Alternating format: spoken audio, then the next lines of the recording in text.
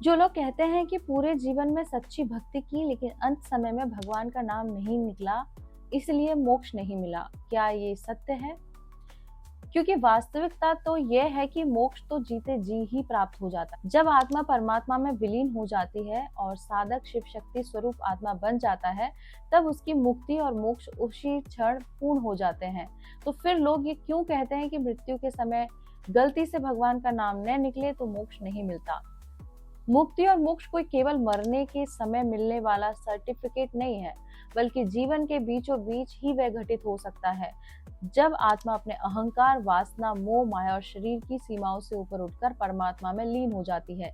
यही जीवन मुक्ति कहलाती है, जीते जी मुक्त होना। क्या कोई पूरी उम्र भक्ति करे और अंत समय में भगवान का नाम न ले तो क्या उसे मोक्ष नहीं मिलता? सत्य यह है कि यदि किसी ने सच्चे हृदय से जीवन भर निस्वार्थ भाव से भक्ति की है, तो उस आत्मा का चेतन स्तर इतना ऊंचा हो चुका होता है कि चाहे शरीर अंत समय में कुछ भी बोले या न बोले, उसकी चेतना परमात्मा में जुड़ी होती है। भगवान नाम न निकले, इसका अर्थ ये नहीं है कि वो आत्मा भगवान को भूल गई। कभी कभी अंतिम क्षणों में शरीर की कमजोरी या मस्तिष्क की क्रियाएं बंद हो जाती हैं, लेकिन आत्मा की अवस्था ही निर्णय करती है कि उसे मोक्ष मिलेगा या नहीं।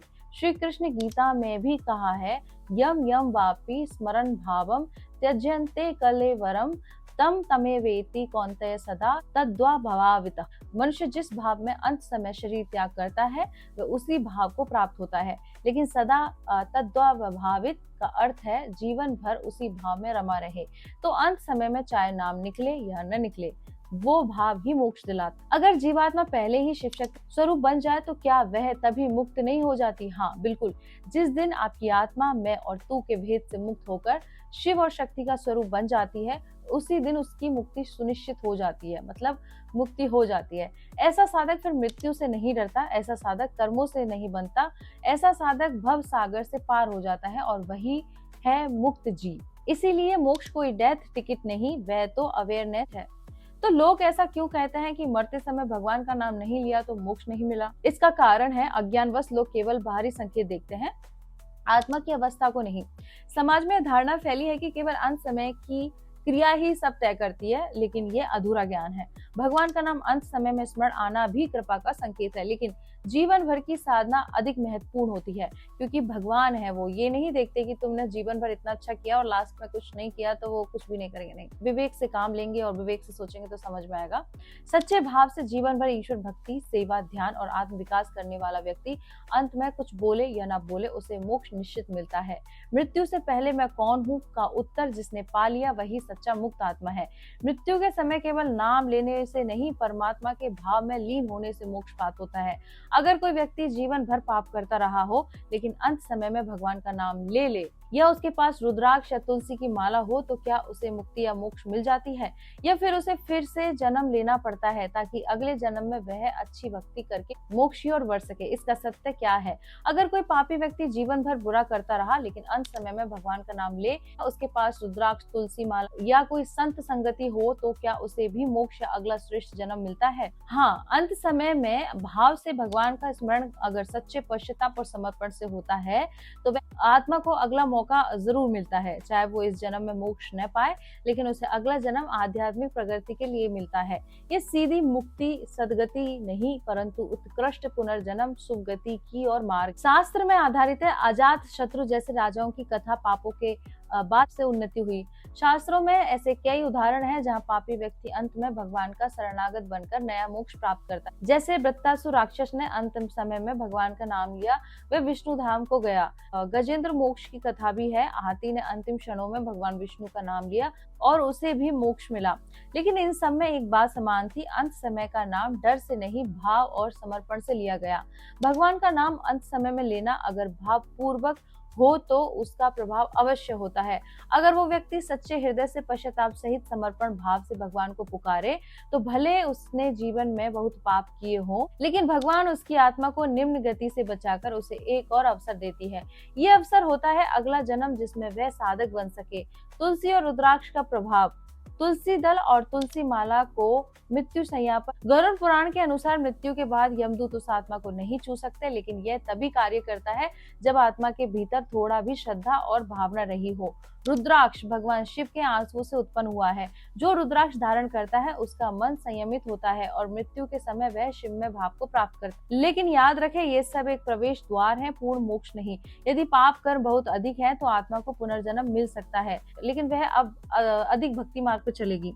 तुलसी की माला या रुद्राक्ष आत्मा को यम गति से बचाते हैं, लेकिन गरुड़ पुराण और शिव पुराण में कहा गया है कि यदि मृत्यु के समय किसी के पास तुलसी दल, रुद्राक्ष, गंगा जल, गीता या संतों की संगति हो तो उसे नरक गमन से मुक्ति मिलती। लेकिन इसका अर्थ ये नहीं है कि वो आत्मा सीधा मोक्ष प्राप्त कर लेती है। यदि पाप बहुत अधिक है तो आत्मा को शुद्ध होने के लिए पुनर्जन्म लेना पड़ता है। कैसी स्थिति होनी चाहिए और क्या फल मिलते हैं? जीवन भर भक्ति प्लस अंत में भगवान का स्मरण, सीधी मुक्ति या मुक्त आत्मा हो जाती है। जीवन भर पाप प्लस अंत में भाव सहित नाम स्मरण, तो उसको पुनर्जन्म लेकिन भक्ति मार्ग वाला मिलेगा। उसके बाद केवल नाम लेकर डर से पुकारना, स्थिति पुनर्जन्म परंतु कर्म के अनुसार धीमी प्रगति, पाप प्लस कोई पछतावा नहीं तो नरक या निम्न योनि में जन्म। जीवन भर पाप प्लस अंत में भाव भगवान का नाम, तो अगला जन्म भक्ति मार्ग पर होता है। और जीवन भर भक्ति प्लस अंतिम समय में नाम न निकले फिर भी मोक्ष मिलता है, क्योंकि चेतना पहले ही मुक्त हो चुकी होती है। अंत समय में नाम लिया लेकिन बिना भाव या आदतवश, कुछ हद तक लाभ पर मोक्ष नहीं मिलेगा। रुद्राक्ष तुलसी माला की उपस्थिति यम गति से रक्षा होती है, लेकिन मोक्ष तभी जब भीतर भक्ति जागे। तो क्या सच है? ईश्वर अत्यंत न्यायशील और करुणामय है। अगर आत्मा में एक भी सच्चा क्षण होता है तो भगवान उसे कभी व्यर्थ नहीं जाने देते। शुद्ध मोक्ष तभी होता है जब आत्मा परम भाव में स्थिर हो जाती है। लेकिन तुलसी, रुद्राक्ष, संत संग, अंतिम भाव, ये सब आत्मा को मोक्ष की दिशा में धकेलते हैं और भविष्य जन्मों में वह निश्चित रूप से आध्यात्मिकता की ओर बढ़ती। भगवान असीम करुणामय है। एक सच्चा भाव ही अगर अंत में उभरे तो वो आत्मा की दिशा को मोक्ष की ओर मोड़ देता है।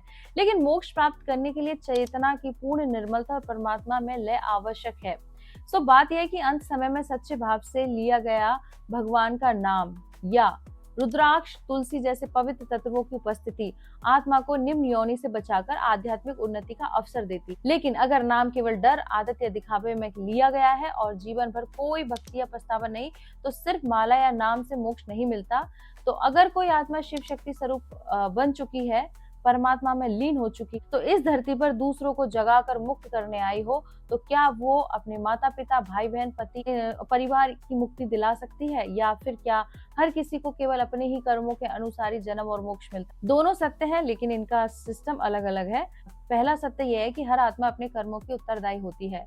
स्वकर्मणा तम व्यर्च सिद्धिम वदंती मानवा, भगवत गीता में हर मनुष्य को उसी के कर्मों से फल मिलता है। किसी को मुक्ति तब तक नहीं मिलती जब तक उसका अंतकरण शुद्ध न हो जाए। कोई भी चाहे पर किसी मुक्त आत्मा का सगा संबंधी क्यों न हो, मुक्ति तब भी संभव है जब उसका अंतर्मन भी बदले। माता पिता, भाई बहन, पति, इन सबका मोक्ष उनकी आंतरिक जिज्ञासा और बदलाव पर निर्भर होता है। दूसरा और गहरा, एक मुक्त आत्मा शिव शक्ति स्वरूप दूसरों के लिए कर्मों को प्रेरित कर सकती है। जैसे चंदन की खुशबू पास की हवा को सुगंधित कर देती है, वैसे ही एक आत्मज्ञानी व्यक्ति अपने संपर्क में आने वालों के जीवन में क्रांति ला सकता है। एक आत्मा जो परमात्मा में विलीन हो चुकी है, वह देह से कर्म नहीं करती, केवल चेतना से कार्य करती है। उसकी उपस्थिति ही घर वालों की सोई हुई चेतना को धीरे धीरे जगाने लगती है। ये कार्य धीरे धीरे होता है, जल्दी नहीं।